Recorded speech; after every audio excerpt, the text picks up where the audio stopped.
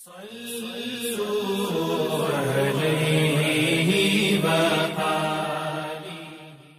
اللہ الرحمن الرحیم۔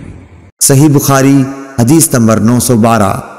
ابن ابی ذئب نے ظاہری کے واسطے سے بیان کیا، ان سے صائب بن یزید نے کہ نبی کریم صلی اللہ علیہ وسلم اور حضرت ابو بکر عمر رضی اللہ تعالی عنہ کے زمانے میں جمعے کی پہلی اذان اس وقت دی جاتی تھی جب امام منبر پر خطبہ کے لیے بیٹھتے، لیکن حضرت عثمان رضی اللہ عنہ کے زمانے میں جب مسلمانوں کی کثرت ہو گئی تو وہ مقام زورا سے ایک اور اذان دلوانے لگے۔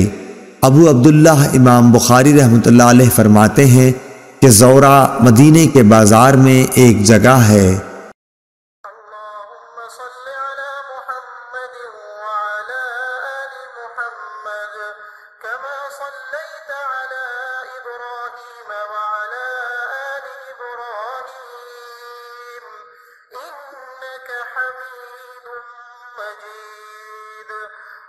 اللهم بارك على محمد وعلى آل محمد كما باركت على إبراهيم وعلى